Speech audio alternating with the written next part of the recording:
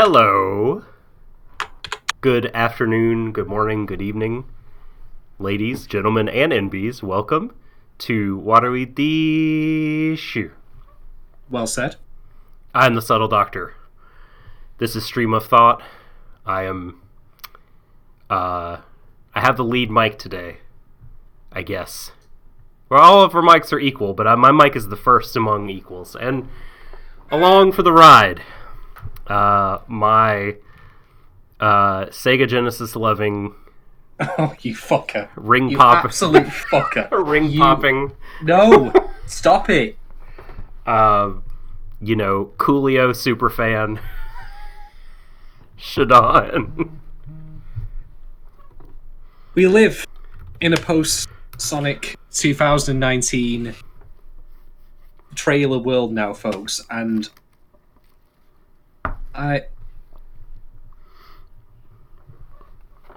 Okay, I'm going to make one comment. You can't resist! I will make one comment. I will restrain myself. Okay. Coolio, Gangsta's Paradise. Like, about the only way I can think they picked that song for that trailer is if it's just like, the producer just went up to, like, one of the lead animators, like, "Yo, Tim, what's on that Spotify playlist you're playing there? What's playing right now? I got no creativity up in here. All I know is how to count dollars and ruin people's lives." When you were playing Sonic the Hedgehog on your Genesis, what cassette tape singles were you listening to at home? None, because I was listening to the actual music in the game itself. No, I mean, the good stuff. This is what they were asking Tim, the animator. What was of a similar vintage? Early 90s Genesis game, early 90s rap song. Like, I feel like that's what they're going for, but thereby they have really... I mean, what are the... This happens with almost all trailer songs. Like, the meaning has...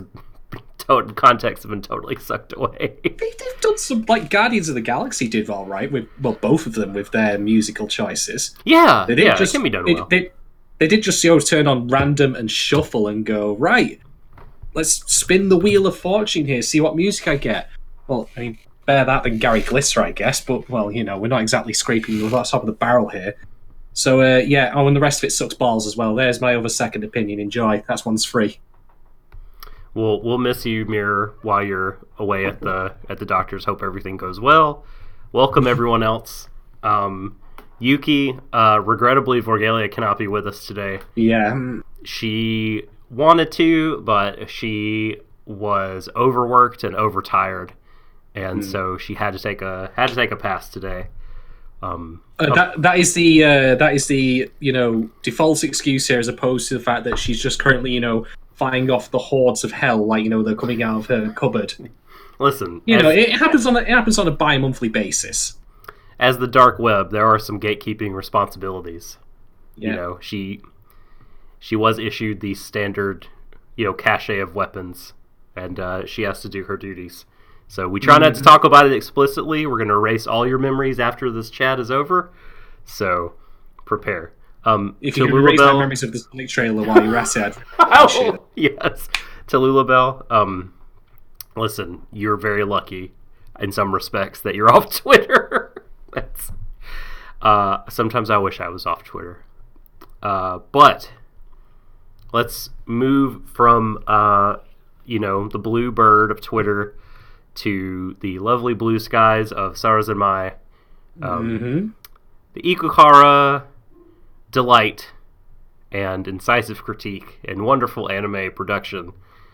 But before we get into episode 3, I want to connect, but it's not meant to be. Can we revisit Twitter and take a look at the poll results from episode 2? I want to connect, but I want to take. All right. Well, let's take some time discussing these poll results then. So, first off, episode 2 was the Antero, previously Garfield. And I'm going to give a nice here. A nice, because 69% said, yes, he hates Mondays too. You've done well. You've done me proud, Warui Deshou fans. Thank you so much for that. 31% said, no, they're totally diff-A. I presume that meant something different, but then, of course, Twitter, still enforcing arbitrary, character limits, even to this day. I'm surprised they're not making us, do our tweets on cave paintings or in size of walls, but There you know. All right. So next question, Deshou. No, really, it's simple as that, Deshou. And you had three choices here, and only one of them was wrong. First one was Deshou. Second one was Deshou. And the last one was no Deshou, which I presume is like some sort of twisted variant on Noel Edmonds' Deal or No Deal. Deshou or no Deshou? I don't know. Who hosted your Deal or No Deal?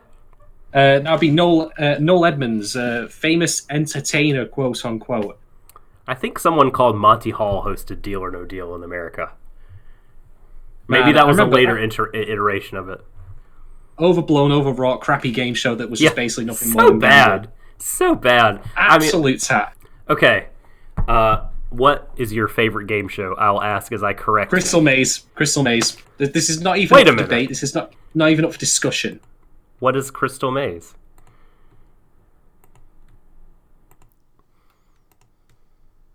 I'll have to discuss this on a different cast because I could be here for hours talking about it. But I grew up with that in my childhood, and that show was the tits, quote unquote. You can put that on a box somewhere. I love that show. Crystal Maze was great.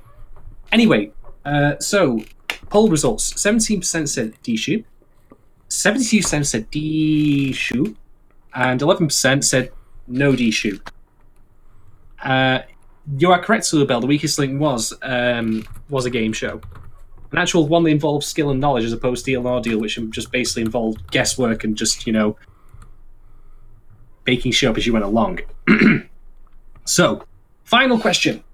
Since Kepi looks like a prune this episode, this is something reference that I mentioned. Who voted no Deshou?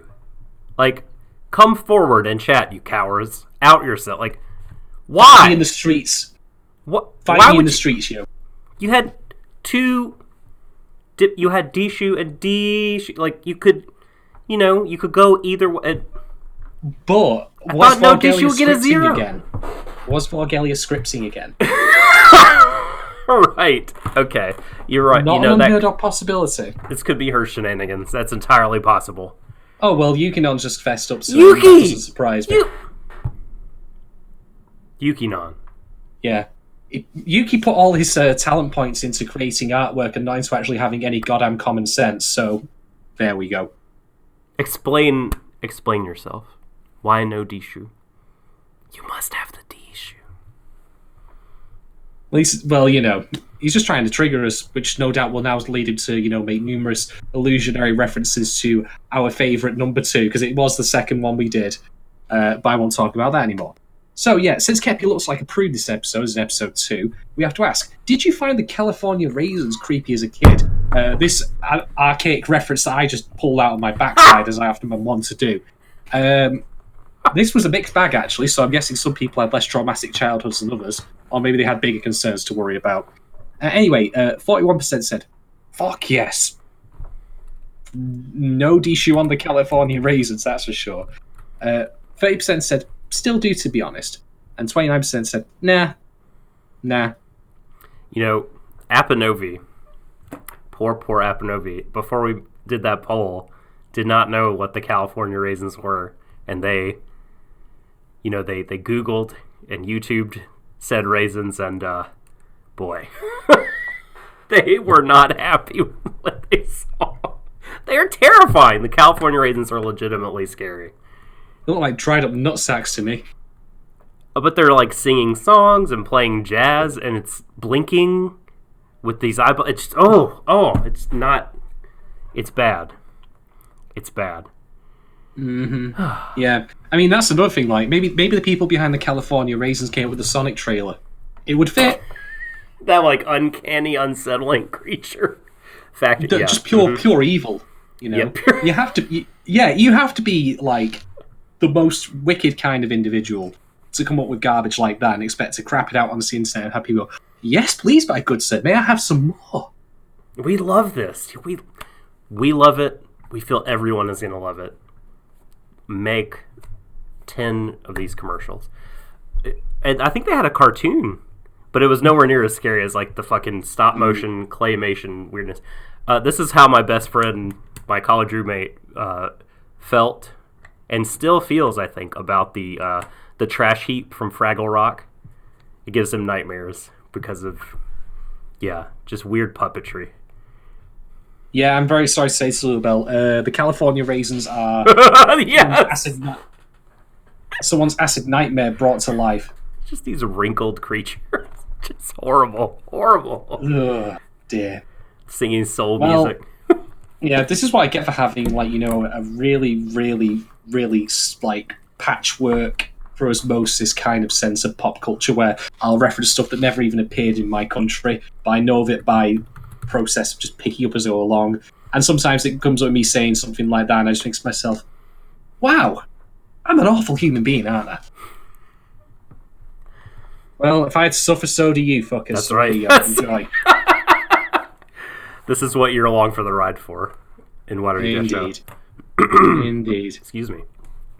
Okay. So, yeah, that was the polls. Thank you very much to everyone who offered their thoughts on that. We'll have some more coming along either during the cast today or immediately afterwards. Do keep an eye on our Twitter at Warui Deshou. Yes, indeed. So, episode 3, I want to connect, but it's not meant to be.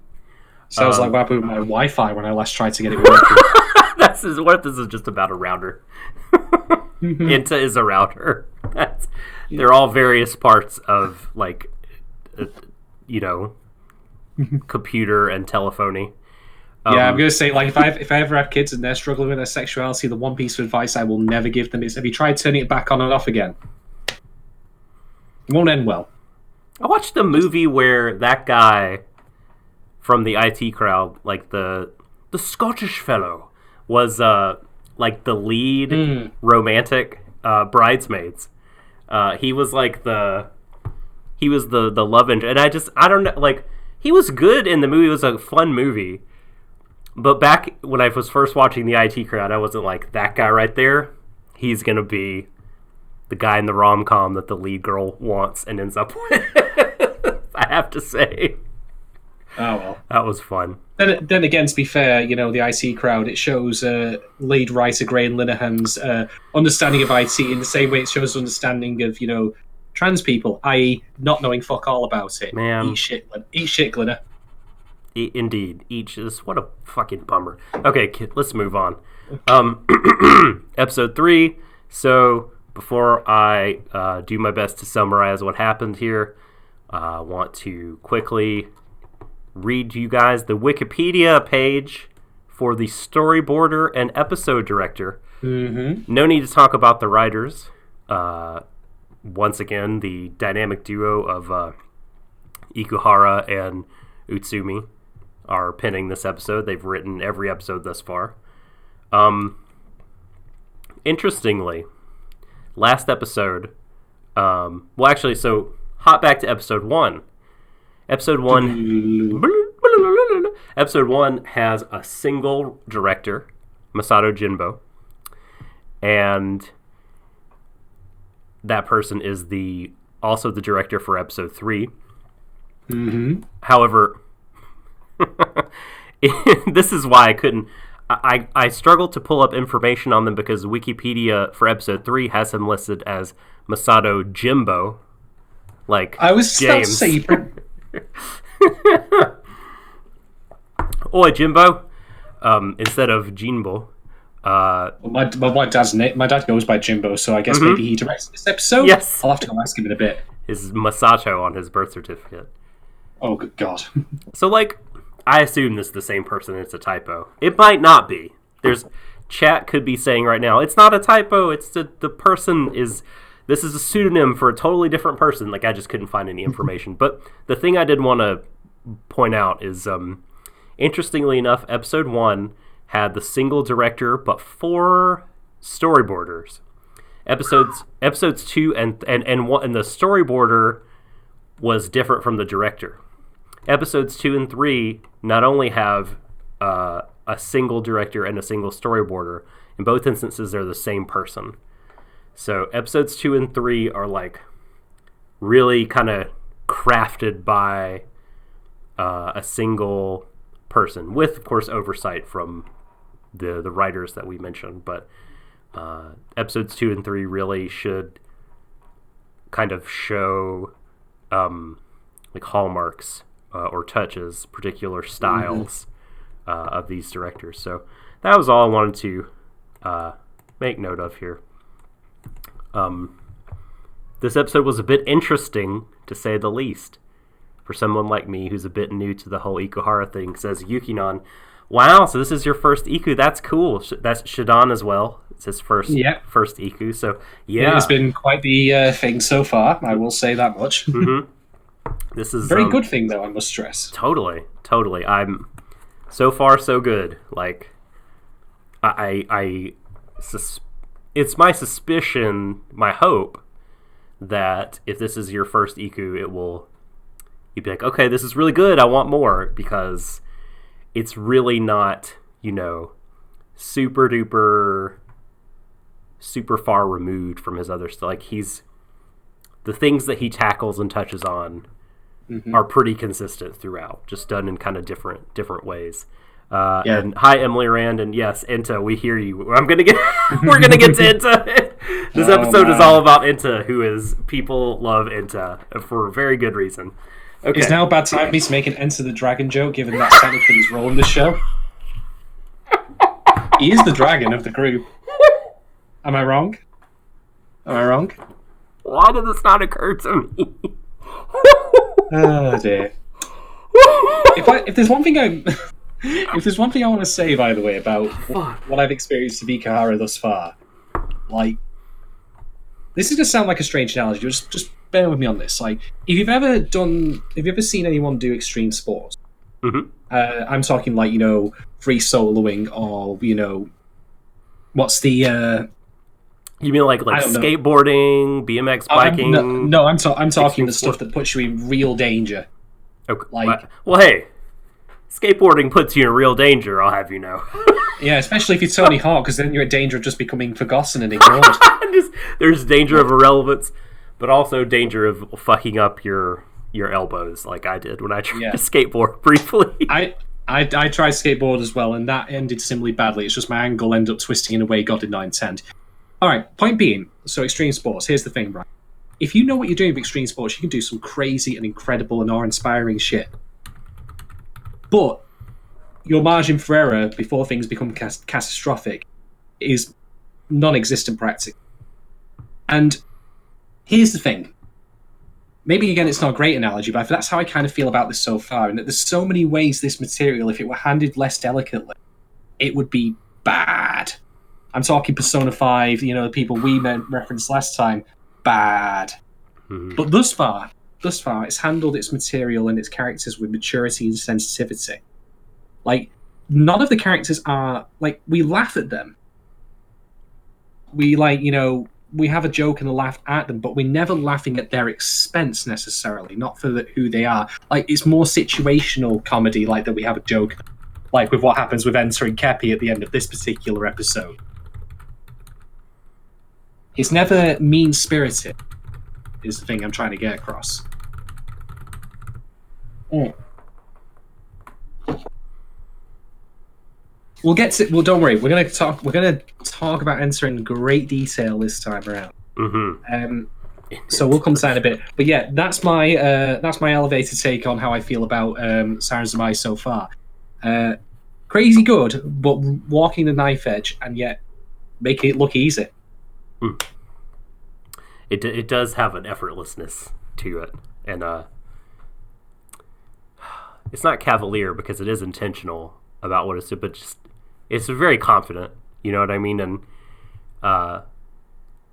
it's like the musical numbers have in my brain. I just see like the storytellers just doing the story and doing the animation with that whole confidence of the musical number. Like, we're fucking doing this, man. We're going for it. We know what we're about.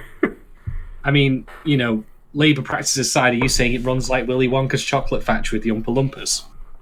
No, I do. You know what? I don't want to. No, I'm not going to coast on that. That's not what I'm saying. Oompa Loompa doobity doo. I'm gonna animate Toy doing a. Never mind. I didn't know where I was going, and I stopped myself early. Right, let's move on. So let's talk about the episode. Okay. So, gonna try to run through this, and then we can discuss. Here we go.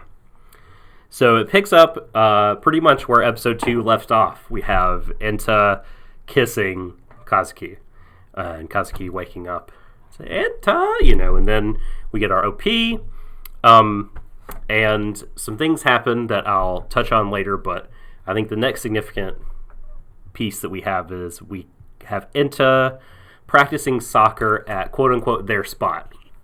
It's a spot that the golden duo, Kazuki and he, used to practice at, and we are treated to them practicing and them kind of creating the spot. Yeah, even paid it. Yeah, Enta did his first Banksy. Congratulations. Yes. Will sell for millions someday. But we get this flashback, and we also see Kazuki. So this shot is kind of this shot with Enta, and then the next shot with Enta and Haruka are important, but they're kind of stitched together with we've seen Kazuki dressed up as Sara going to the Kisu shop, the Kisu fish. And they're closed up, so he can't get his quiche. He can't have he can't complete today's mission, right? He was going to take a picture with the fish. So, like I said, the next significant he shot... can't get takeout, nor can he get makeout. No, none are open for business. There's your pun, by the way, for this episode. Saturated with it all the way. Man, so many. This is like so much wordplay happening in the writing. So Enta is, like I said, hanging out with Harukappa, and they're talking about Kazuki, and they're kind of sharing their feelings about him. And Haru says, Kazu doesn't laugh anymore. He quit soccer. He threw away his mikanga. Like, I want him to play soccer again. I loved watching him play. And Enta agrees, like, that's when I like him the most, when he's playing soccer. But Haruka feels like, for whatever reason, it wouldn't matter if he told him that. He feels like he can't tell him, or that even if he did tell him, it just wouldn't. It wouldn't. If I may intervene briefly here, I want to just. This isn't really a talking point for, so I want to bring up now. I don't know who Haruka's voice actor is, but I want to give them real credit for handling the tone of delivery. Like, when he just drops his face a little bit and then starts saying, like, he doesn't play football anymore. Like, it felt very convincing and very natural in the way that a young child would do, where they're not willing to, or even not necessarily capable of properly articulating their feelings on it, but you can still read the emotion from that as a result. So definite props there. Totally. So this happened prior to some of the things I've discussed, but Enta's sister, we see that she has a date with someone called Kis, Kiis, and there's the Kisu fish and the Kisu smooch. So many kind of puns are happening. So she's got this date and she's waiting for her boyfriend, but he's late because he's dead. Sorry. Yeah, I mean, like, that tends to be a reason to be tardy, to be quite honest. You gotta... But it's not an excuse. I don't care if you don't have a pulse, you gotta turn up on time for your dates, We can't cut you a break. Yeah, you can't stand up Enta's sister. She's too good. She's too good at one. He's also, as we find out later, a douchebag in a lot of ways, or at least that's how he comes across to me. Enta ends up giving her his mikanga that he wanted to give to Kazuki. After a quite detailed... very detailed. fantasy that he rolls in his... which is a theme throughout this episode. And it's something I will talk about later, as a matter of fact. But yeah, like, you don't know immediately that's what's happening, but then you just get these little clues of the behaviour, and they pose, and the next thing you know, he just says, like, wait, why did you give me this? He's like, whoa! It's like part of me hopes that, like, this episode is the end of that. The end of the fantasizing. Well, just in such detail, you know what I mean? To have, for us, the audience, to see these scenes, like, especially at the end, you're we'll come to this, but you're thinking, wow, he's really doing it. But I guess there are all these clues. I mean, they're eventually during the scene, you're like the rug is pulled out from under you, and you see like, oh, this is actually fake. Like they're doing the pose again and stuff. You know what I mean? But I just pour into like let him actually have some of these moments. Don't keep like jerking us around the whole series of this. Anyway, so yeah. What did I write here? Okay, so he gives her the Mikanga accidentally. Again, he's been having a very vivid daydream. She runs away, and while he's chasing after her, he sees these dudes in his soccer spot, these, green-clad soccer boys, and they're like, Kazuki, he quit soccer, so, like, fuck you, this is our spot now, bro. And he's like, fuck me, no, fuck you, and then he fights them. Yep, and he wins like the guys in Revenge of the Nerds did, which is to say, not really. Is Misanga? I thought it was Mikanga, but like maybe. Oh, Mikanga is pronounced like an S. Oh, okay, it's Portuguese. Mithanga. So, Barcelona, Shadon. Barcelona. Isn't that how it goes? I could not tell you. I can barely pronounce my own language correctly, so. Misanga. Thank you, chat. Because it will come up a couple other times. Thank you for correcting that. Yeah, so they rumble, but then we get the Otter Cop dance. And it's great.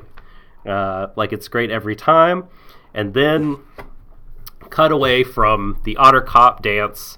Again, this is where we see that Keese is dead, right? And cut back to Enta, and he's saved by Kazuki. And Kazuki is there. And Kazuki is reunited as the golden duo. But no, it's just Toy.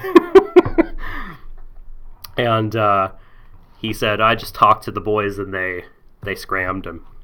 Enta defends the idea of holding on to this place because Toy's very much like, what are you doing? Like, he quit. Like, why are you this way? Why does this matter so much to you? And I want to come back to this point in the discussion. Oh no, flying brides. That's the next. Because. Yeah, that's the next point. Because. So, that's one way to elope, that's for sure. In the Field of Desire, instead of everyone's boxes, instead of the Capazon boxes moving around, it's the brides are now what is gravitating to the Kappa zombie. And so since this is happening, the boys are in the Field of Desire, and Enta sees his sister as one of the zombie brides and says, Kepi, make me a Kappa. And then the Kappa dance occurs. Like,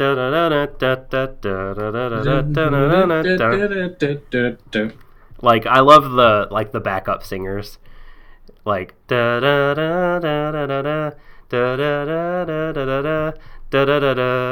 Kisu. Like, that's my favorite. I love the backup singers so much. So this goes down. And the zombie Kiss ban, we see that he prefers a quantity over quality approach when it comes to Kisu. He wants all the women to love him, and he's been playing all of them. If Enta's sister's anything to go by, each one believes that, she is his one and only, but he wants all of them. And Enta, of course, vehemently disagrees and feels kisses are special for one person. And then they attain the butt ball, and the desire is assimilated into Kepi. But we have a leak. The leakage is happening, and we see some very personal flashbacks, of course, of Enta, who we see snuggling Kazuki's shirt. We see him essentially pressing his lips to Kazuki's recorder. Yeah. Mm-hmm. Yeah. I mean, that's not suggestive at all. Clearly. And poor deluded boy. He's a fool in love. And then Not that makes it. Yeah, I shouldn't be doing this. It's. You feel for him, but it's bad behavior, right? It's creepy behavior. And then, of course, he kisses him while he's prone on the ground and asleep. So you got the indirect kiss and then the direct kiss. And, of course, he feels a lot of self-loathing about this. And everyone else, Toy and Kazuki, because they're connected, see it all. And Enta's like, no, I'm finished. And then that ends. So he's got this self-hatred, and he also believes that in addition to that, he's like damaged his relationship with Kazuki somehow. And then we have Sister. I wish I could remember his sister's name. I apologize. Nature. I kid. So she like forgets that the boyfriend existed. And not only that, like he's erased from seemingly like existence. He's erased from people's minds, and he got white whaled. Yeah, he's wiped from the phone. It's ReZero all over again. He got white whaled. Oh my god, you're right. You're just so right. God, I can't think about ReZero right now. Yeah. So we get MIB'd and no more kiss. And while this is happening, I don't know if the Otter Cops, Reo and Mabu, are the ones doing it, or if they are just kind of knowingly watching it happen, because we hear them as he's getting erased say, humans are such fools, clinging to these brittle connections. They are bad. They are anti-human and anti-connection. And so then we see them back at the scene of the otter dance on their giant elevator with all these red strings of fate around them. And we hear this message from the Empire. What in kind of... do they give themselves a name besides the Empire? Is it the something Empire? Okay. Going by the subs, it was not capitalized. So... ultimately, what the name is, I don't know. But we will find out soon, I suspect. Stay tuned, loyal viewers. Right. So, so the Empire is, wants to deliver a message to Reo and Mabu. It's basically like, we've been getting less desire lately. Less of it's been directed to us. We can't fill our quotas. Like, what is going on? And the cops intimate that because Kepi is getting in their way and assimilating the desires of these zombies, that is stopping the flow, that is lessening the amount of desire that is being directed toward this other thing, the Empire. And then the Empire man says, no excuses, just fucking get out there and do it, make it work. Give me desire.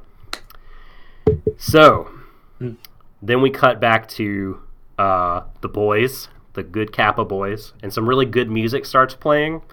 And then this scene right here broke my heart, where Kazu says, instead of reckoning with what happened between he and Enta, or what Enta was doing also on his own, he comes up with a way to just kind of blow it off, you did this on a bet, right? You don't have to worry about that. We're cool, man. We're okay. They pull a switcheroo on you because Kazuki says, they baited you on a dare, didn't they? Don't worry about it. And Enta, he steps up and says, no, I actually do love you. And I was like, oh, okay. We're not going to duck this. We're not going to duck this. And then we get the rug pulled out. My question is, was every bit of it just fantasy? Was the,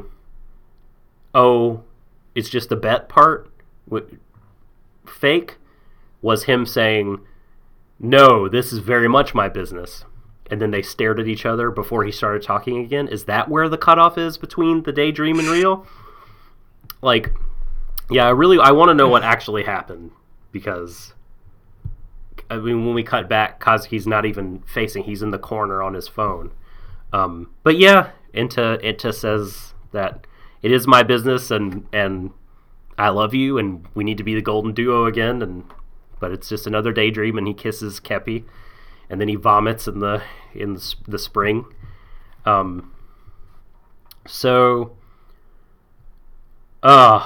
Let's see. And while he is doing this, a tiny mouse runs away with his misanga that he wanted to present to Kazuki, and we have the credits, and then we go back to Harukappa sitting on the same bench that he was before. Enta approaches. He's running. He's out of breath. Says, "Fuck it, I give up. The misanga has been taken away. It's gone. I'm tired of being let down. I'm not going to expect anything anymore. I'm going to let my feelings for Kazuki go as best I can."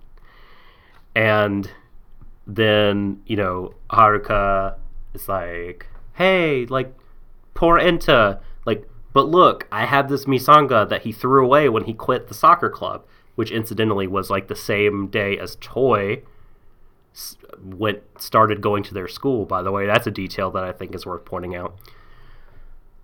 And Haruka says, "Oh, you're the golden duo. You can't give up on him. You'll reach him. I know it." And Enta feels encouraged and takes the misanga and vows anew, "Okay, yes, thank you. I'm gonna do it. I'm gonna give him this." And boy, he sure feels a lot more like Haruka's brother than Haruka's brother does. Well, he even calls him Enta Nissan, so yeah, which is common for older buddies you're close to, I think. But I'm sure this is what we'll get into in a moment here. But then we get to zoom out when Mom says it's time for you to go.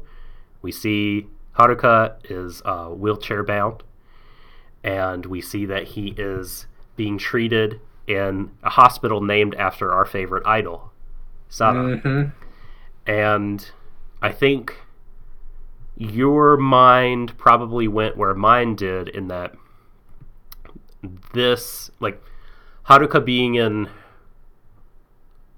a wheelchair and Kazuki having a sudden change of behavior that everyone else has noticed and is sad about.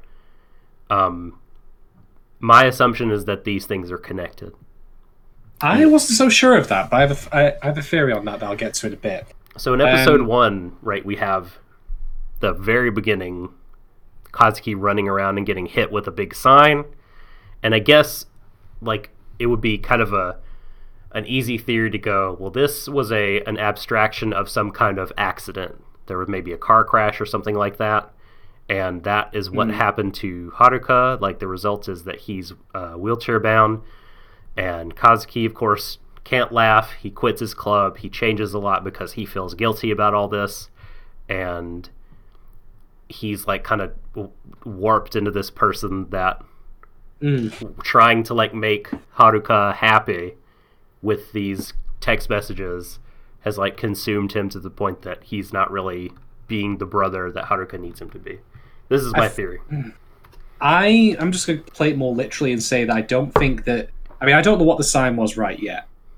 We'll figure that out at some point, but as Tulabel's just alluded in chat, we did hear Haruka's voice at that time. But I have a different theory, but I'm going to save that for a bit, because I'm going to need to talk about both Haruka and Enta in the same point in order to get it across. I'll probably be completely wrong, as always, but hey, I'll give it a shot. I did well on the Promised Neverland, I guess.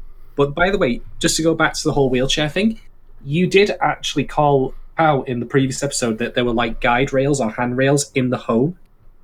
I remember you saying that on the podcast. Did I say that? It was either you or Vorgelia. Okay. One of you two. Let's give Vorgelia credit for that, because I don't remember saying that. It was mentioned that was a detail in Kazuki's home. So yeah, that's again already been foreshadowed. Again, this show for all its wacky hijinks and crazy visuals, pay attention to the small details because there's plenty of it going. Totally. Thank you, chat, by the way, for linking threads and talking about discussions happening else. Like, I want to go back and look at all this after. It's hard for me, a bad multitasker, even though I'm a millennial. I'm supposed to be able to do that, but clearly I was defective. Oh, my apologies to the bell. I could have. I mean, maybe I could have sworn it was something that was spoken out loud, and maybe I'm remembering some like Doc or Vorgelia reading what you wrote. So I apologize for that. Sorry. Good call to Lulabelle. Very good. Yeah, but well spied. Well spied. Totally. Yeah. Well, that's the episode. So now I can stop talking for a minute, and we can now discuss all there is to discuss, because there's a lot to talk about. Okay. This episode is meaty. Beefy. It is. Don't say it like that. Beefy. Please. No. A lot of meat slathered in more meat. Meat.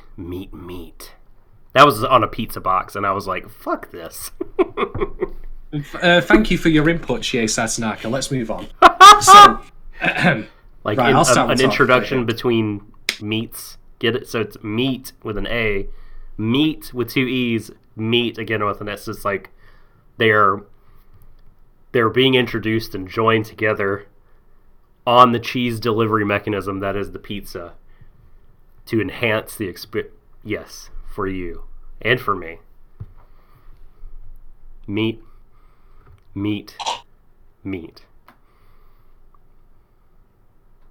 Okay, so I'm officially vegan now. Anyway, right. So first talking. Yeah. Now, I'm going to throw out the caveat again that I have to keep throwing out, because I don't ever want to come across like I'm an authority on this, because I inherently cannot be by my very nature. And that is to say, once again, as always, that I am cishet, and therefore that applies a certain limit on my, understanding, in the same way that, as I have said before, that I cannot pretend to understand what it would be like to be pregnant, because it will never happen to me. So, with that said, let's talk about problematic media. I've seen a lot of discussion in the chat here, which has actually helped lead me to this point, which is that, people have very varying opinions on Enter's behavior. Mm-hmm. And I think all those opinions are valid. I think it's a very your mileage may vary thing. But I remember reading a thread that I think I linked to you. This was even before we started watching Sarazanmai, by someone whose name eludes me at the moment. I apologize, I don't remember it. Sorry, apologies. This is what I get for drinking too much Diet Coke. You'd think I was sponsored by them or some shit. But point being, like, when it comes to writing about a given subject matter, and this can be anything at all, and I might have already made this point, but I'm just going to re-clarify in light of what we've said about Enter here. Like, no subject matter is taboo. There isn't a single subject matter out there that you cannot write about. It's a question of what you do with it. And similarly, on top of that, characters are allowed in fiction to be shitheads. They are allowed to fuck up royally, even if they are our protagonists, but sensibly. And as someone who admittedly has not really ever questioned his own sexuality growing up, like, I again have to do the outside looking in here thing here kind of way, but I can imagine and I can understand that for people like Enter who are growing up, and maybe he isn't gay, maybe he is straight and he's just not figured it out, maybe he's bi, who can say? But for people who are figuring that out, like, that I imagine is a lifelong journey, or at least it's a journey that takes a long time. And it's never going to be easy, it's never going to be clean, it's never going to be, something that happens, simply and easily. Mm-hmm. So the fact that he does things like, he kisses Kazuki when he's out cold, or, decides to fuck around with his stuff at the end when it's revealed in that flashback, I'm okay with that as a narrative element, because I think it's a good thing for there to be media in which it will say, okay, look, if you're like Enter and you're not sure, of yourself and who you are and your sexuality, maybe you have done some, things in the service of trying to figure that out that have not been great or even good. That's not necessarily a thing that writes you off as a person. People are allowed to fuck up in the process of finding who they are. I've done that. I've done that innumerable times, And I really appreciate that Sarazanmai is not, pussyfooting around this. Enter's done some whack shit, to be honest. He's done some stupid shit. Yeah. shit that he's not proud, shit that he would never have admitted had the leak not happened. Which, by the way, put a pin in that because I'm coming back to that in a minute. So, in light of what I said before, like, that post I linked, I was saying, like, there can be written works on media about things like sexual abuse, child abuse, rape, etc., etc. Because it's not a question of using them just for narrative eyes, but it's also a question of giving people material which through they can process their own experiences. Yeah.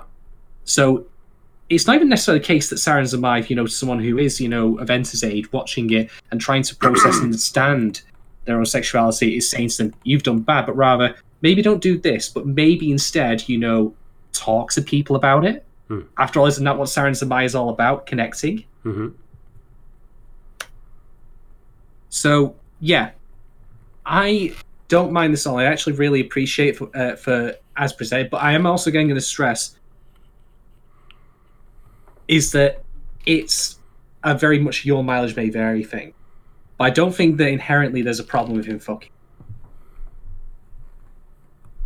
And the funny thing is, Sulabel, I'm going to address your point about how he could solve all that a bit later. Because, like, for him discussing all of these issues with Haruka, like, all the answers are there right in front of them to solve all of both their problems right now. And neither of them take the step towards it, or rather specifically Enter does. Maybe because he's not confident in doing it, but I'll get to that in a bit when I get to my second talking. Yeah, I like that all the characters that we're getting that we're meant to root for have, as Lucy White says, as a take on your line, they've all done whack shit. Like, they're all super flawed and have done things like that, or are still doing things, right, that, like, to varying degrees are, in some cases even, like, criminal, but that's okay. I mean, you don't always have to enjoy characters whose behavior you would endorse. Yeah, just to follow on what Emily said there, where she mentions it's not meant to be implied societal pressure. It might not even necessarily that could be a possibility, but maybe it simply be that Kazuki, could never reciprocate those feelings because he himself is straight, or even if he was bi or gay, he would simply not be interested in entering that way. Just because you, of course, have a sexuality that aligns with the person you're interested in doesn't make that right. It doesn't mean that they're going to, you're going to be necessarily interested in them and have it reciprocated. It is the first time. Oh, I'm sorry. Go ahead. No, you're about to say probably what I was about to say, but I think you might articulate better than me. So carry on. Oh no, I don't know. I was just going to say this is the first time the title has, it always has, like Emily mentions in her piece this week, that's kind of structure of I want to do X, but I don't want to do Y. And this is the first time that the negative part of the title, the thing that the negation is external to the protagonist or external to the utterer of the line. It's always been like, I want to connect, but I also want to take, or I don't want to do this other thing. Whereas here it is like, I want it, but it's out of my hands. And because of external, whether it's, as you say, from Kazuki alone or from society or a combination of the two. Yeah, absolutely. So there you go. That's pretty much all I've got to say on that particular point. But I would stress again that I would suggest that, rather than take my words alone, that if you want to be better educated, go seek out like articles from, say, was it Jake Chapman? My memory's really sketches. Jake Chapman or other LGBTQ plus writers who are covering Sarazanmai, they can give you probably a far better and far more intimate understanding of how this material plays out than I ever can. But even so, someone who this material will never, not as a bad thing, like, I just accept that's how it is. They will never necessarily be 100%, in my Venn diagram of relatability. Even I can appreciate that. I'm glad that this work exists for that reason of allowing people a lens through which they can process their own experiences. Yeah, that's really well said, by the way. Gosh, I have a lot. Moments. you have many moments. One might say you just exist in a good moment. So, like, I got a lot of serious questions, but I just want to take a minute to, like, just say that there's, like, what appears to be a 36-inch flat-screen television inside Kepi's head. And how fucking weird is that? Like, I did not expect him to be, like, yeah, exactly. Like, what kind of package is with that smart TV? You know, are you getting your Hulus, your private? Does it come with a Crunchyroll subscription? I think this is an important question to get to the bottom of. I didn't realize that Kepi was basically Inspector Gadget, but hey, here we are. Why is he a robot? Like, what the fuck? Why not? Why not? I guess for a yokai, you can sort of transition back and forth from being I'm a sort of ghosty, spirity type thing to, like, I'm just a mech. I'm just waiting for someone to do that. I'm just waiting for someone to pop Kepi's head off and just, like, or lid rather, and start doing their laundry in there. Even if you shake him out, like what could be in there? I mean, like, is it? Well, technically, I suppose he's a dishwasher. Why a TV? Why a television? Why not? Why not? Okay. So I guess I'll start at the top of my paper and we can work my way down. I don't really know the best order to ask these in, so Shadon, like, why can't these boys, why can't they voice their feelings? Particularly Enta and Haruka and Kazuki. Like, why can't they voice their feelings? Let me. I know it's kind of rude to answer a question with a question, but let's ask a question back. Who can? It's like I've said before. There's stuff that I will probably never confess to anyone that runs through my head. There's stuff that you no doubt will not tell me in turn, because it's entirely your right and your privacy. But also because maybe there are things we do want to tell each other that necessarily we're not confident enough or scared of the consequences to do so. I mean, like, their process, like, I have to say this. I know this is going to sound like a strange take, but just roll me here. The one with the least problems is actually Toy, if you think about it. Well, so we think. We'll see. So we think. We'll get his character-specific episodes soon, I suspect. But if you think of it this way, right, like, Enter, when I say problems by it, I don't mean negatives. I'm just talking things they have to, like, work out, like, you know, part of growing up. Because that's the thing we have to remember. They are just children. One thing I should stress, by the way, as part of this as well, is that when we see Enter's family, we have his older sister who is, you know, she is cis, and she's very confident of herself, talking at the table, like, you know, of, like, oh, maybe we'll kiss, it'll be amazing, oh my god. And the only other person we see there is, I presume, to be Enter's grandmother, who looks like she's possibly not alive and maybe has just been taxidermied. I don't know. But, well, it's like what I said. Believe it or not, this will tie in a little bit to what I said about Naruto and Persona 4 when we did our cast on that way back, which, again, I was probably wildly ignorant about the reality of it. But, like, who is Enter going to speak to help process his thoughts and feelings on this? He's not going to speak to Kazuki for obvious reasons. He's certainly not going to speak to Toy. Haruka is probably the only person he can... But how do you tell an 8-year-old child, A, I'm interested in men, and B, the man I am interested in is your older brother? There are probably ways of communicating it without saying that specifically, maybe? Well, yes, but... Well, then, does Enter look like the kind of person capable of thinking that out? Right, okay. Well, let's shift focus from Enta then to Haruka and Kazuki. Like, why?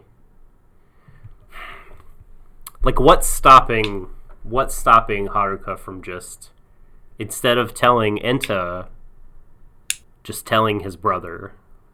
I guess what I'm trying to say is, like, do we think this is a show that is about kids and how they communicate their feelings or don't communicate them, and how they relate to each other in a conventional sort of way, like any other show could show these these two brothers that one of them wants the other one to do something, or these two kids and one likes the other, but there's not a reciprocation? Or do we think that there is more going on with this show in terms of not being able to express your desires? Because I tend to think that there's more to it. I mean, what you're saying is true, but like all the trappings of the show being about desire and sucking it out and directing it in certain ways and stealing it, and like I feel like that there's, what you're saying is right. I mean, it's difficult to express ourselves, of course, but like I feel like that there's more to it, but I'm not quite exactly sure yet if I can articulate what it is. Well, I think that firstly it's not just about kids necessarily. I mean, the characters are children. But I think that, you know, a lot of experiences the characters have, those kids can be quite relatable. Mm-hmm. Like for me, like, you know, enters, you know, fantasizing. Like I've done that. I'll confess, not in the same sense that he has. I've like, you know, imagined like myself winning tournaments in Guilty Gear that I would never win in real life, never. But I let them roll in my head because it's nice to think about. We like to escape. Mm-hmm. You know, escapism is not necessarily a bad thing. No, unless you end up tying a misanga to your sister's ankle by accident. Right. Yes. Kissing a kepi on the mouth. Yeah, exactly. I think the thing that I would use to describe it is inertia.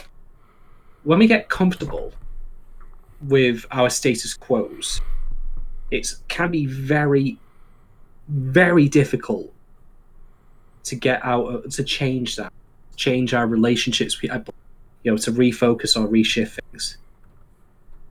I mean, speaking like about Enter and Kazuki for a second, like, even if they don't end up hooking up or whatever, it's good and healthy, I would argue, although not easy, for all the cards to be on the table.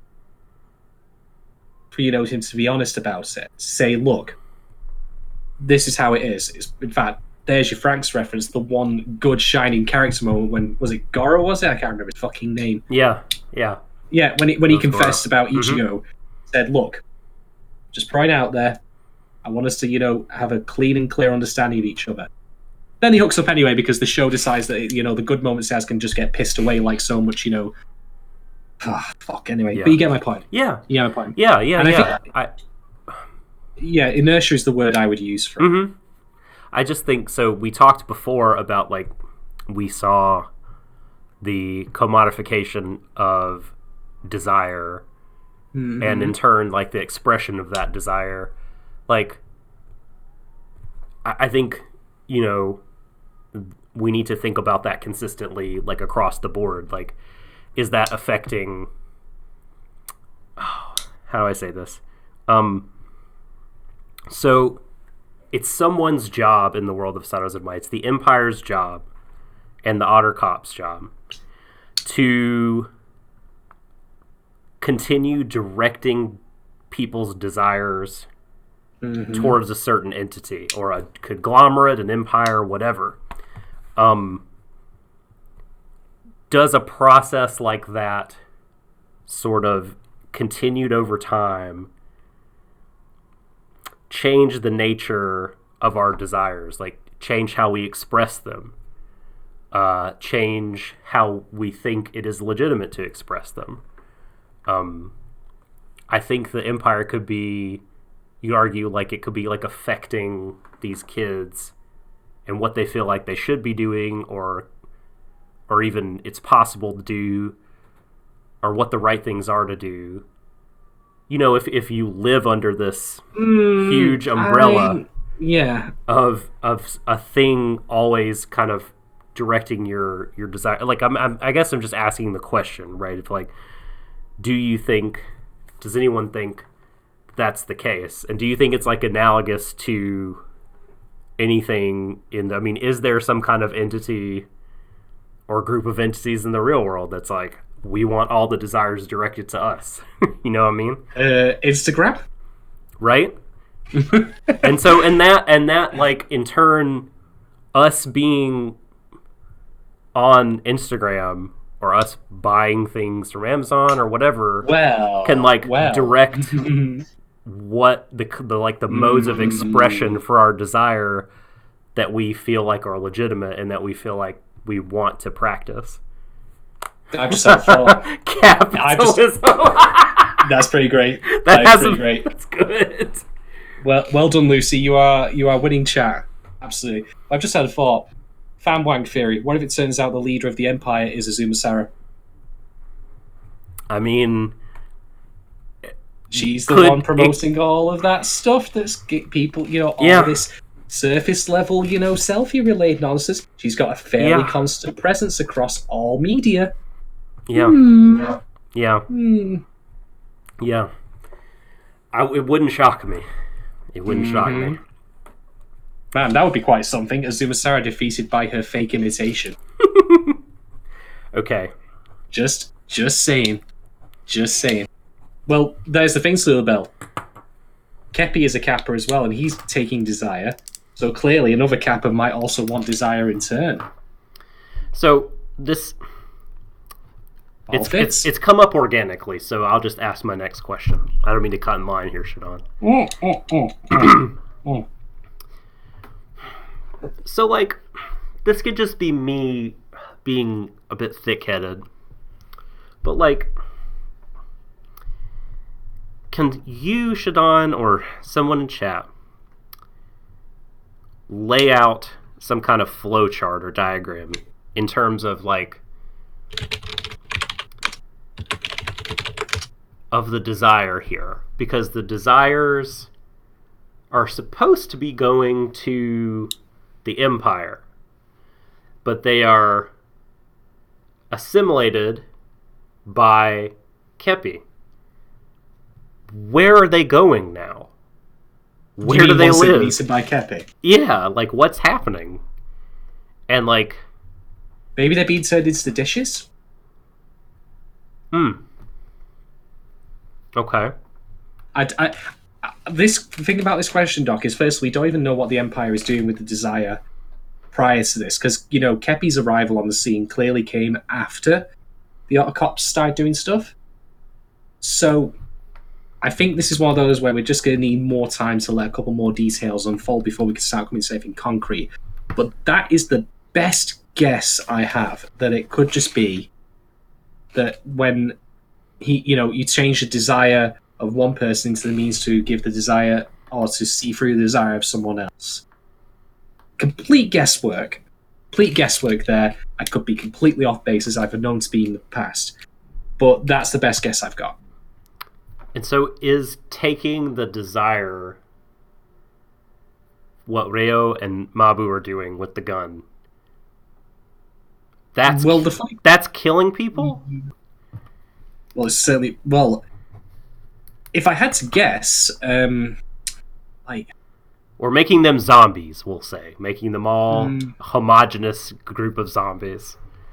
Yeah. Well, again, we don't have much info because we didn't get to see what the end process that would have been had there been no intervention by the Kappa kids. So, I pass. Couldn't tell you. Okay. I think it's just something we're gonna have to get some more time on to figure out some more details. Okay. Yeah, they're. It's like I said in chat. It's Phil's fault again. It's always fucking Phil. I mean, you can't get away from it. Phil is in all universes. It's like that theory based on God damn it, what is it called? Saint Elsewhere. Do you know of this theory? Like the fan theory about all the universes, all television is in the same universe? Isn't this some Joseph Campbell shit? No. No, it's like, what? I forget what they call it. There's a name for it based on like the person that did, but like, so Saint Elsewhere was this like TV show, American TV show from several decades ago about, it's sort of like a medical drama type deal before ER. It's older than that. More soap opera-y, I think. But in the end, it was very much like Dallas, where like it turns out that everything that took place in this show was the dream one of the patients were having. But crucially, there are a million cameos in this show of actors playing not just themselves, but the characters that they played in other television shows. So, like, the theory is that, like, those TV shows are in this kid's head, and so you can start doing the 6 degrees of separation if, Munch from Law and Order and Homicide: Life on the Street was Munch in that show. Like, then any character from Law and Order who played that character in another TV show, that TV show is absorbed into the dream. And apparently it fans out to touch all of TV, and, like, it goes, like, even, like, characters that Simpsons do in an imitation of, like, all these different things are absorbed into this giant reality. Like, it's dumb and great. It's the meta media Big Bang. Yes. This one kid insane elsewhere dreaming it. Anyway, that's a fucking weird-ass tangent that I did. Anyway. It's all good, man. All right. So it's over to me now, I believe? Mm-hmm. Right. So, let's talk about living vicariously. Now, I'm going to speak very personally. I'm going to let some stuff off my chest, so apologies if it gets a little heavy here. But there's a reason I emphasize events quite a lot in this. Because I have been, while not in terms of orientation, I have been in a similar scenario to him, where I felt like I got fuck all, basically, relative to my family members. I mean, you, as in Enter, like, say you're Enter, you're just there, you've had an embarrassing incident in which, you're a bit confused about your sexuality, trying to figure something out. And you got your sister coming in going like, well, I'm going out with my boyfriend. Da, da, da, da, da, da, da, da, da, da. How might that make you feel about her? You might feel a little resentment, perhaps. Natural, little jealousy, little envy. See where I'm going here? Mm-hmm. Things I felt, I'll confess that. I mean, I've had many family meals where I've been the only one sat around the table without a partner, and that's something that has weighed on me. Ouch. So, yeah. It is what it is. Anyway, like I say, I'm in therapy, so I'm getting that shit sorted. Don't worry, folks. I do accept checks or, cash, so if you want to send me that as monetary, present, make me feel better. Anyway, jokes aside. So, now, here's the thing, bro. Also consider Haruka. Now, you said before that you believe that there was an accident that's not been yet displayed in full view, and instead we've had the sign that fell on him that's the replacement for that. Mm-hmm. And that's what caused Haruka to lose his ability to walk. This is where my alternate theory comes in. Okay. Why does Haruka want Kazuki to play soccer so much? Here's my theory. My theory is I think that Haruka instead has probably not had the use of his legs for a very long time, if not from birth. It's a really good point. And seeing his brother being able to play is his way of vicariously living that. I can't do that. Yeah. I can't join. But I can see my brother doing it. So, in both Haruka and Enter's cases, and this is why these two are so simpatico with each other, why they're talking this stuff out, because even though they don't say it out loud, they do have this similar element.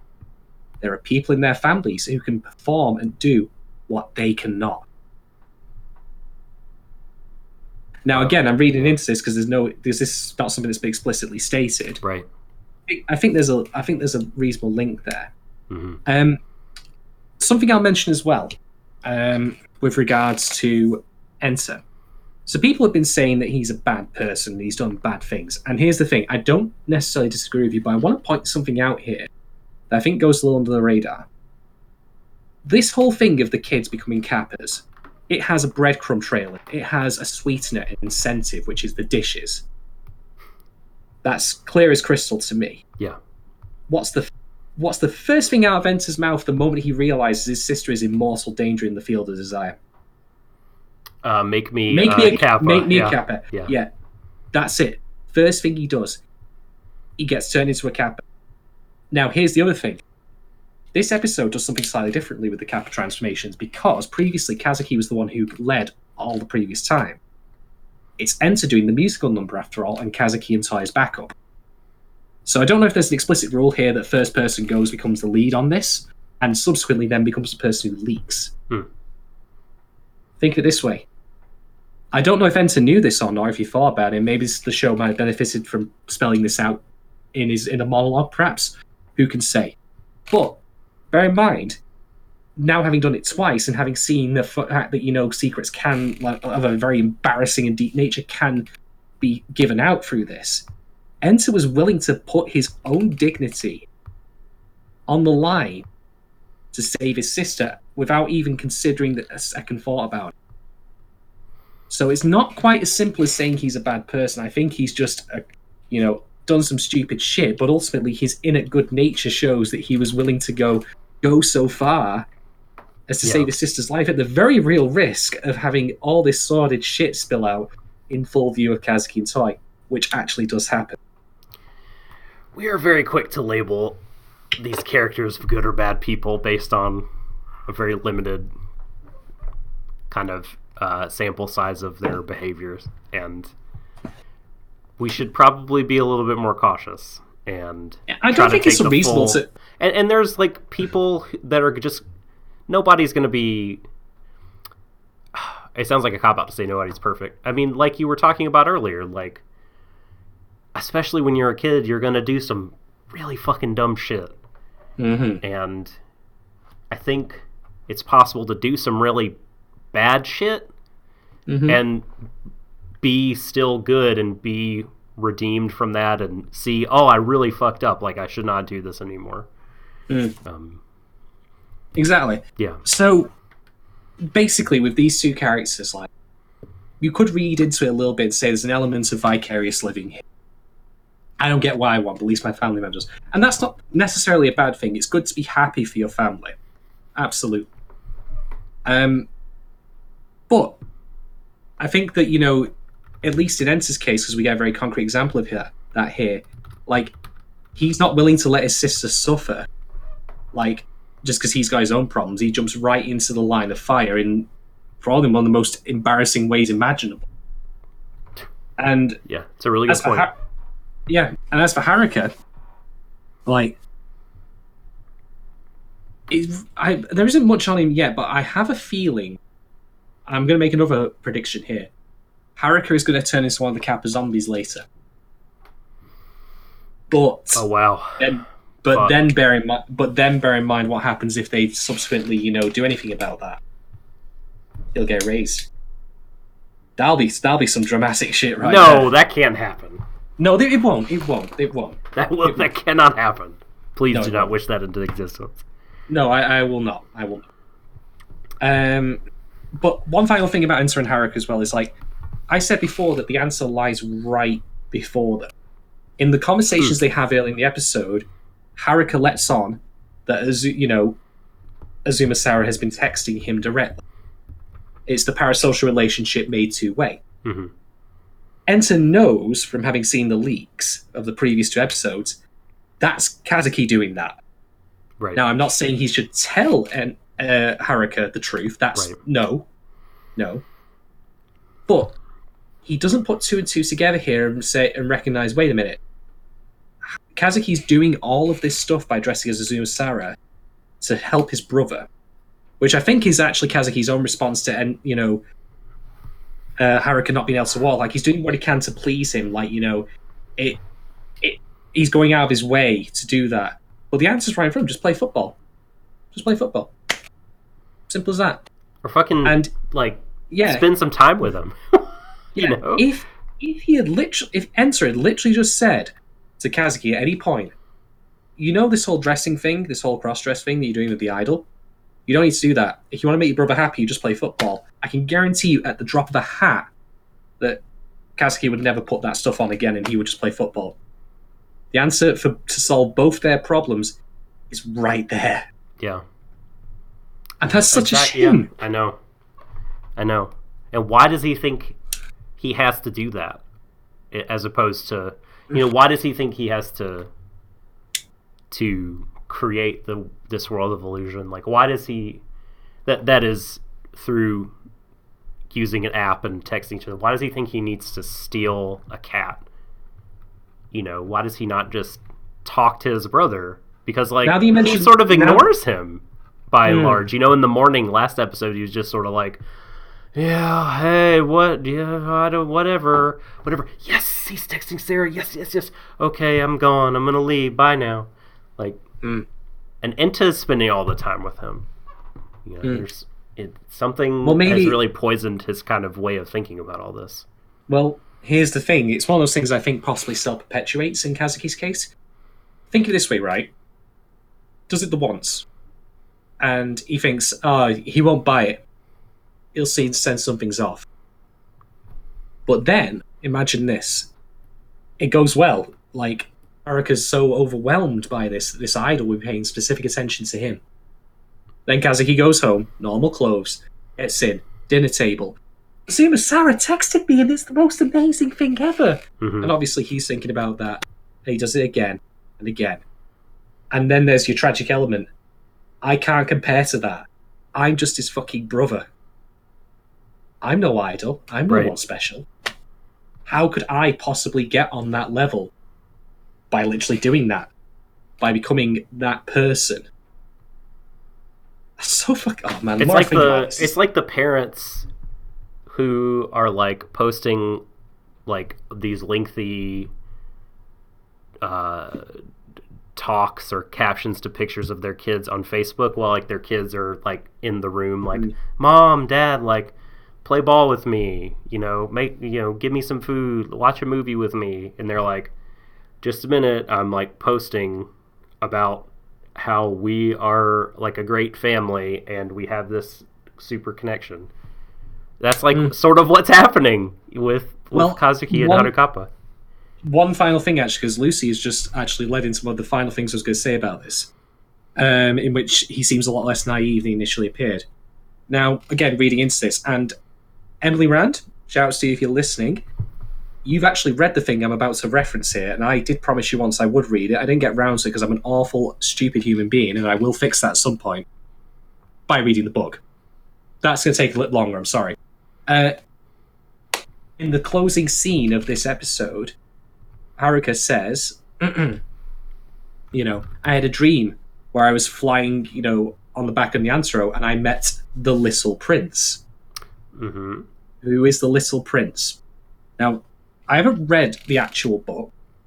It is a book. It's one of the most famous French children's books ever. Apologies to people if you already know this. I'm just stating this for the record. Spoilers for a very old children's book.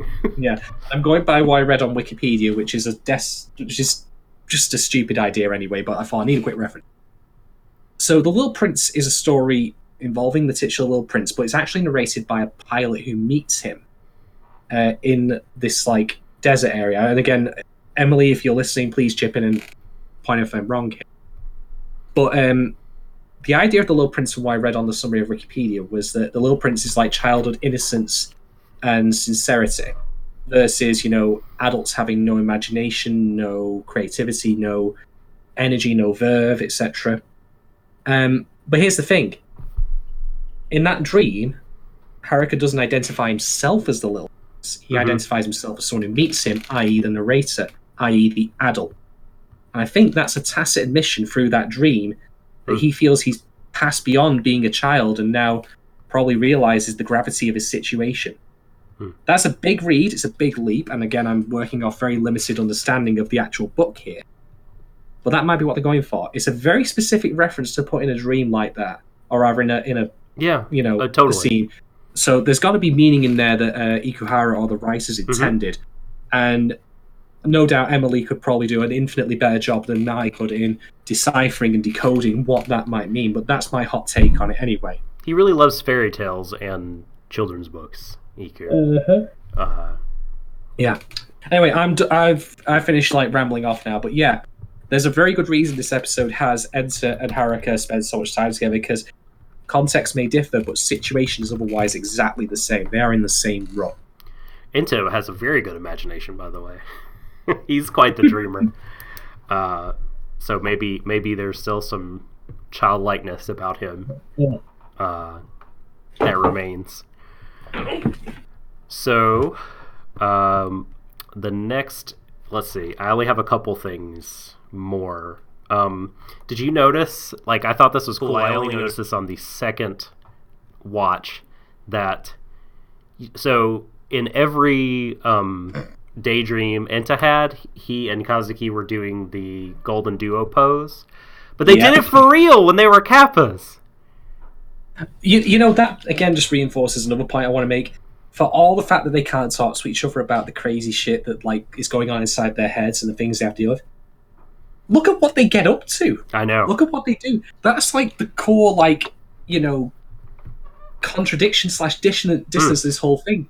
Like, how do you literally say to someone, oh yeah, I got turned into a Kappa and I pulled a giant shiny gem out of someone's ass and it gave me the ability to grant any wish I wanted. Oh yeah, by the way, I was turned into a Kappa by being eaten alive. That's certainly the thing that you don't want to put on a Twitter post or a Facebook update.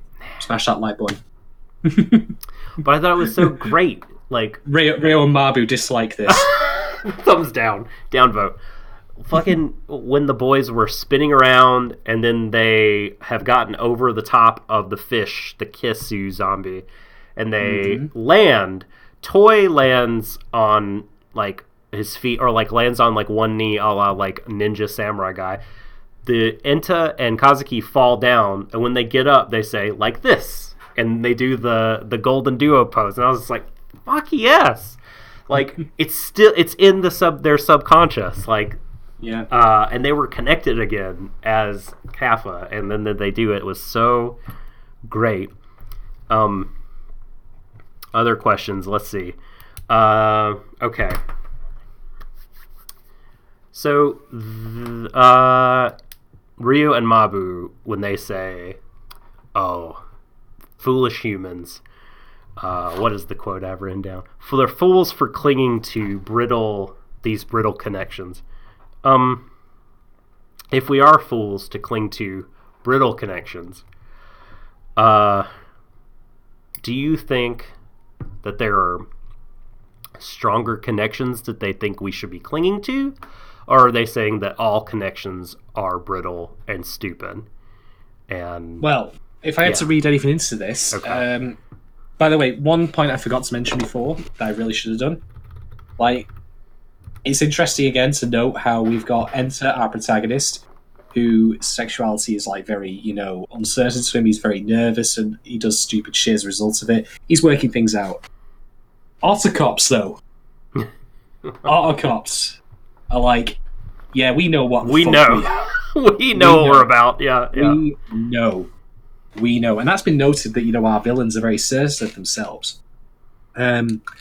But that in itself doesn't make them bad, but, like, the message be that, you know, if you're that not flagrantly, sorry, wrong choice of word. If you're that openly and confidently assured of your sexuality, that's a bad thing, because they're villain. Right. That's not a tie there. I think it's just the case that, for these two here, that they do, that's just what they are, and then their villainy is a side thing. By the way, something I forgot to mention, OP. In the OP, we get to see each character's objects or points of desire, what they focus on. Kazuki's, of course, is his younger brother. Enta is Kazuki. Toy is his older brother.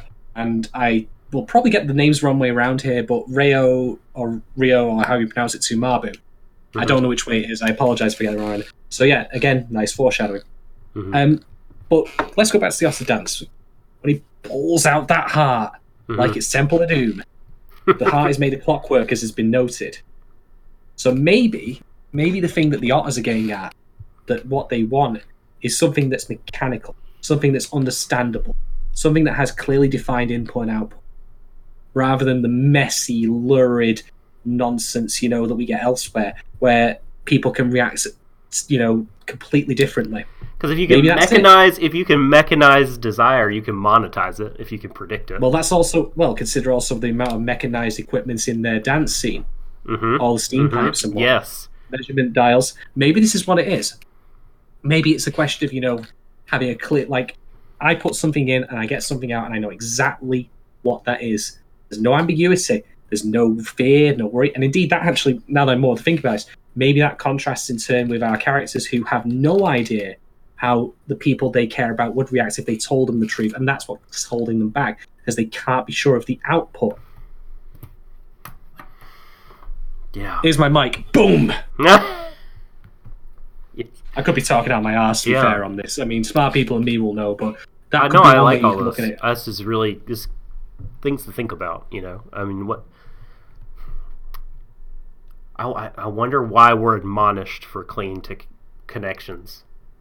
If there's a connection that, you know, if we are just making bad ones and there's stronger ones we should be doing and cling to those, or if clinging to connections as such is a bad idea.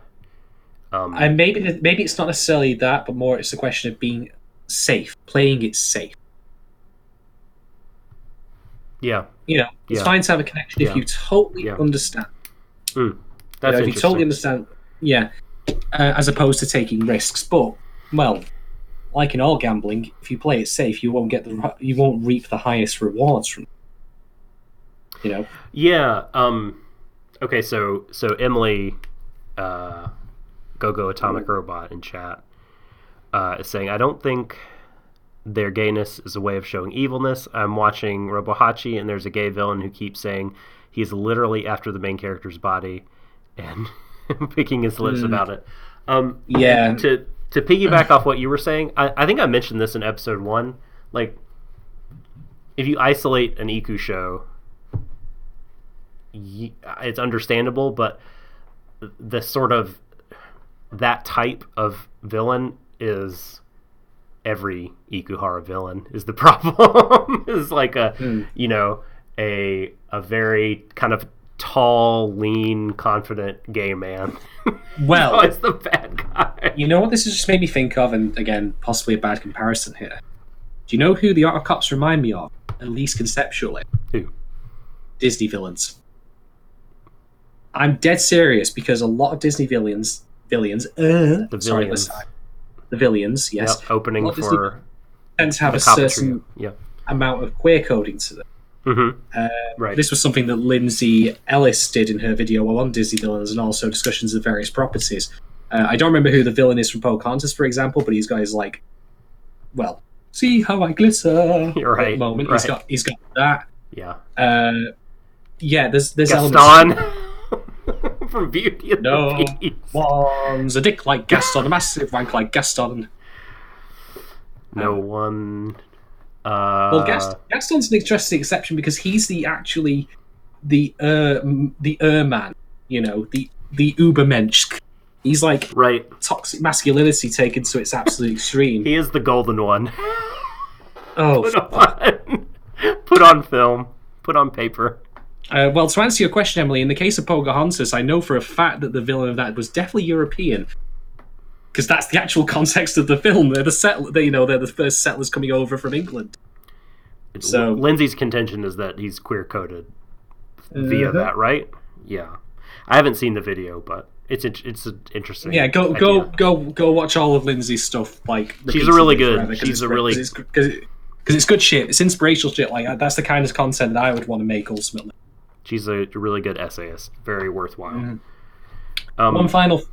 one thing about the Art Cops. When are we getting a Naked Gun style film starring them? Tomorrow, hopefully. You know that they would...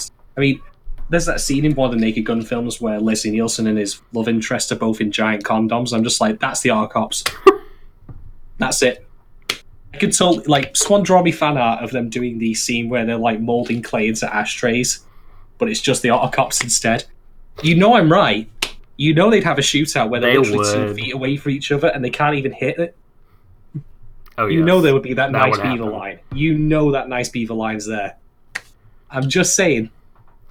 It's interesting by Lucy that there must have been something that happened to turn them from wholesome gay cop dads to evil gay otters. The fucking Empire, man. It gets to all of us eventually. It's utterly reprehensible, I tell you. Fuck you. Okay. Come on, they do it in the episode. I was going to have to do it before this episode was out. Don't judge me. So one thing I have in my notes, and tell me if you think we've covered this ground already, is... So, Kazuki's relationship with his little brother Haruka, and Enta, and kind of what he wants from Kazuki. Think about those two things. And do you think... I think it's worth noting the differences in the nature of their desires. Like, not necessarily just to predict, like, where Toei will land or anything like that, but I just think it's interesting. Like, what's the nature of their desire? Like, what are they like? And what do they lack? You know what I mean? Like, are there differences from each other? Like, one has something that the other lacks, or vice versa. Am I making sense? So what? Sorry, which direction is this going? Like, is Kazuki's desire towards what he wants for his brother, or yeah, yeah. Well, the two main ones, right? Like, Kazuki for what he wants for his brother, and the desire going from Kazuki to Haruka, and then the desire, on the other hand, going from Enta to Kazuki. Like, they seem like we're both, we're calling them desires, right? But, like, they seem like it's just interesting to me how they're different. Well, I think Kazuki's desire towards his younger brother, and I mean not in the obvious sense different, like, no, like, one is gay for the dude and the other loves the brother. I was going to say, I really hope Kazuki's not gay for his younger brother. That would be incredibly problematic. No. Anyway, so I think that really, as a side tangent here, like, let's take the dishes and the fact they grant wishes. Like, what is Kazuki said thus far that he wants the dish to do for his younger brother if he had it? Now, it's obviously not what it really should be, because he would otherwise have had the surprise spoiled before now. But clearly, what he should be wanting the dish for is to allow his brother to walk again. Yeah. Let's hope so. Let's hope so. But here's the thing, right? Now, this in some ways kind of like character death, in that, and also the idea, like, of wish granting in fiction, which is that sometimes we're better off making our own miracles, our own wishes come true for our own actions, which Kazuki is technically doing. He's just going about it in a very, very, very indirect manner, as opposed to simply playing football or just fucking talking to his brother. Words are cheap. So I think that, maybe what ultimately will happen is that, even if it does occur to him he could let his brother to walk in, maybe what he should be doing instead, rather than waiting for Kepi to crap out another gold dish.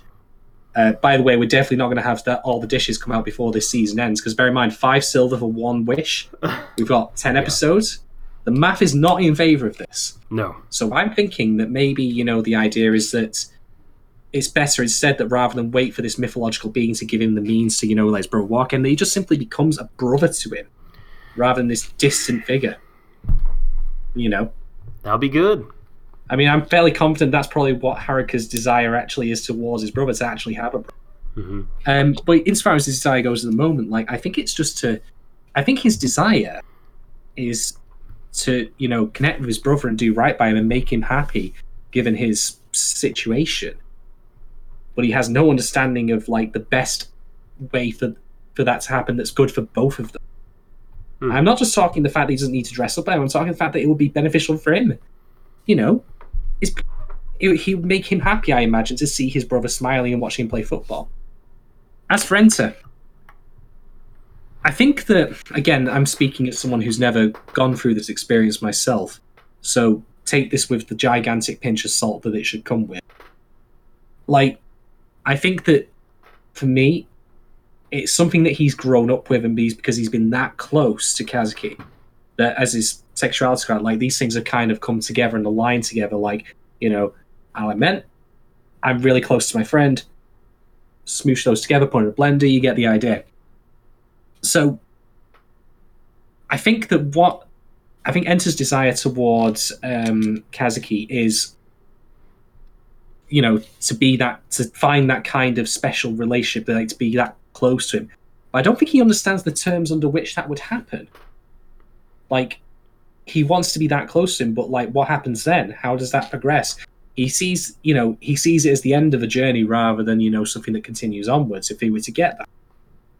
Mm-hmm. And so I think that, that for him, like, what will happen in reality is that he'll learn that, okay, these things are separate. I am gay, but I will move on from Kazuki. We'll still be friends. We'll still be close friends. I won't feel like that strongly about him anymore, because it's just the thing that got me started, the thing that got me going. Again, could be completely speaking out of term here, so please don't take that as gospel. Yeah. I hope that in turn makes sense to you there, Doc. I was not quite sure how best to answer that question. Mm-hmm. No, yeah. Yes, it does make sense. Very much so. And I think you were thinking about like very root level Kazuki desire, and what we hope is at the bottom of his like good heart, like when all the bullshit is cleared away, because all we see right now is a desire to like post these pictures, right? And that's a very active desire, whereas Entez is way more passive. He's like waiting for his affection to be returned. And also, and Emily Rand points this out in her entry this week, it's also a desire to not just have today's affection return, but to like go back and recapture old times. Mm-hmm. The old feelings, right, of being the golden duo, how things were, like that was like the shining moment in his life. He wants to get it back. Very true. But he's got to wait on other people to make this happen. And I think, in talking about the differences in episode titles and kind of what the desires, what the feelings of each character lacks, Enta lacks the ability to fulfill his own desire with his own action because it's dependent on other people. And this is where my sympathies again feel very strong with him, because this is something I've been discussing with therapists, like where I get so fucking furious that I do my bit, I don't get jack shit return, at least as I perceive it, not necessarily that's true. So like I say, even as a cishet guy, who ultimately can't fully have the Venn diagram of relatability here, I'm still totally in with this because I have felt that so strong. And Kazuki wants to fulfill, his is again more active. He wants to connect with his brother in this way through social and through this kind of fake life, and he wants to do it through taking from other people also. I want to connect, but I want to take. Other people's lives being diminished in some way doesn't matter as much to him as long as he can continue whatever it is he's doing with Haruka. It would seem. And I just think it's an interesting where contrast. Has that been displayed? Where is he taken from other people to do Well, that? he took the kitty. He stole someone's cat. Oh, yeah. Sorry, yes. And made it the neighborhood cat just for, for his bro. Yeah, you're entirely correct. Sorry, I don't know why I forgot about that, but again, I never was the biggest fan of Garfield, so maybe it's easy to put Nyan. I'm sorry, but that's Nyan my Taro headcanon out of mind. Yeah, that's my headcanon. The only time that it's not Garfield is when he says it's in the dream, in which case it's Catbus from My Neighbor Totoro. Yes, because of course it is. You don't ride on top of a bus and have it be on top of a cat and have it not be Catbus. Never. Sorry. That would be ridiculous. Studio Ghibli has ruined that for everyone, forever. Damn you. There are no other cat buses. We've closed the book on possible cat buses. No more iterations of La Cat de Bus. So the last thing I have in my notes is probably the most tangential from the content of the episode itself, or at least not the, if not the content, like the kind of meaning of like what the show is really driving at. And that is the significance of a place. I really like when media does this. You know, we talked about just a moment ago into longing for old times, for the way things once were, because that's when he felt the most alive. And we're kind of led to that notion in this episode by him going to the old practice spot between, you know, where Kazuki and he would practice their golden duo stuff. And we see them painting it, and we see them practicing there. We see Enta in the present day being there, able to think and feel and live. He even vocalizes in a very mature way, like, he says that if I were to leave this place or not, or concede it as belonging to someone else, I mean, he can say what he wants, but that is a public spot. It doesn't legally belong to him. But of course, it has emotional value to him. If you know, it's not property, but it still has that kind of weight to it. And he does rightly say, and again, I thought this was very mature for him. He said, "If I let this go, if I give this up, then that's me accepting that, you know, I'm leaving, like Kazuki go in turn, because they're intertwined." Yeah. And of course, you have Toy there, who's very much a pragmatist, very much. It seems to be taking a scientific view of things, right? A very empirical view. Like, this is just, you know, this space of concrete. That's all it is. It's just a drawing on the wall. Kazuki's quit. Like, quantifiably, observably, there's nothing special about this place, and yet it is a very special place that is able to really affect people, able to, just by going there, kind of help or maybe hurt people's inner lives and their lives in toto. So I just enjoy whenever in media you see, as you said, things that have emotional value, or that things that are like places that have a subjectively real importance. Like, you can't, I don't think, say that that's not real for Enta, even though there's nothing measurable and quantifiable about that place legally, as you say. It's just a lot that anyone can use. It's lines on the wall. But in in this immeasurable way, like by kind of this other dimension to our lives that we have as humans, that place isn't just a place. It isn't just its measurements and its, height, width, whatever, its composition of material elements. Like, it is a place of significance. It's a sacred place of memory and, cherished life that has gone on between these two boys, and it's special and it's significant. And look, I'm all about that because I always enjoy seeing this in media, like the physical and kind of the emotional, like or sacred or spiritual or whatever term you want to use, like coming together in a place. Could that in turn be this show just continuing and building on the idea of commodifying desire and relationship and connections, though, that it has to be tied to a location? It's a physical object, a body, much in the same as any of the stuff that we've seen before, such as the misangas. Right, so your contention would be that it's a bad thing because of that. Well, or that I don't think it's as easy to say as that, because after all, and to get to new misanga, or rather the old one that's new again, that inspires it to give it another try. It's not as simple as, it's when it's soulless, the commodification. It's not as, binary as this good, this bad. Right. I don't know where that accent came from. I apologize profusely. That your moral arbiter is like an Eastern European. Well, and that's it. That's all I got. It's a good. Yeah, I'm good as well. I'm good for this episode. But yeah, man, like I mean, on top of everything we discussed, like, it was still fun.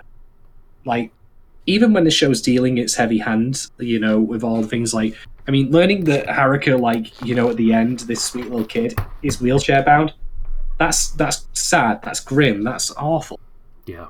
But it never loses its vibrancy, it never loses its energy or its verve.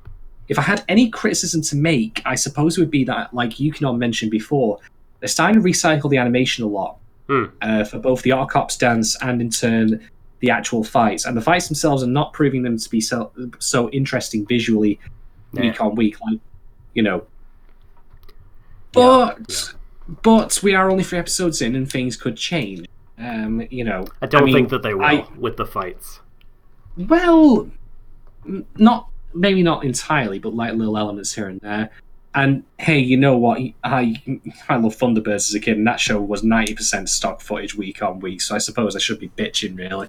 But you get my point. Mm-hmm. But yeah, another fine outing for Sarazanmai. Really enjoyable. Good shit, Ikuhara. Very good shit. How would you rate it? Ooh, now I've got to think of something funny to rate as. Well, for all the reasons I've stated, just the fact that, again, it still retains its sense of fun and sense of energy. I will give episode 3 of Sarazanmai.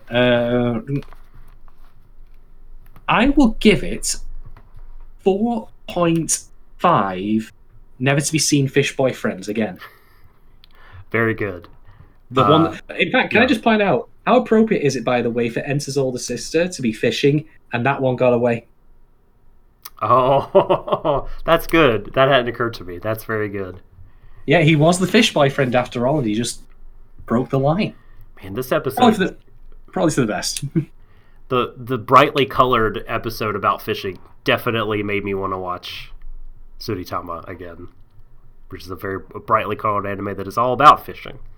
If only this is taking place in Oshima, then I would there would be, I would wonder some things. I'm gonna also rate it 4.5. I'm gonna give it 4.5 flying brides out of 5. So I guess Twitter polls are forthcoming. They will be after I've had a bio break. But let's just say, this now says you could have said plot misangas, because that's what they are. Yes, plot misangas. Out of 5. 4.5 plot misangas out of 5. Very good. And that brings us to the end of Sarazanmai episode 3. Thank you all for hanging out with us, for chatting. It was a very good chat today. I enjoyed it. For those of you that had to run, hope that you watch the VOD, and we'll see you in the future. Please feel free to leave comments about stuff that you missed. We should be back this Friday, I believe. No. Oh, no, you're right. No. This week will not be the week where we double up. I have something to do on Friday, so we're gonna do episode 4 Monday or Tuesday. We'll figure it out. And and then hopefully episode 5 will take place on that Friday. Yep. Excuse me. We will see. Indeed. So, let's see. Are there any other housekeeping deals? I'm not sure. Follow us on Twitter at Warui Deshou. We have an inbox. Indeed. Warui Deshou at Gmail. If you happen to be listening to this on iTunes, SoundCloud, or other services, do feel free to leave us a review and a rating. It'll help our discoverability, and it makes us feel all warm and fuzzy inside. As I love that good shit. I love reading nice comments. So keep them coming, folks. But as always, thank you all so much for joining us for the chat for Sarazanmai episode 3. We will be back in full force next time. So unfortunately, Vorgelia can't be with us today. Yep. And we'll be back covering that. Keeping out for other content that'll hopefully be coming soon that we'll be doing, some side projects and whatnot. But watch this space. Watch this space. Indeed. Don't leave us bad reviews. I don't want that. Go to iTunes and leave us a review, and you'll win a lifetime supply of our affection and love and deep appreciation. So please join us next time. Thanks for hanging out. As we say every week, embrace each other, everyone, to the ends of the universe. Good night.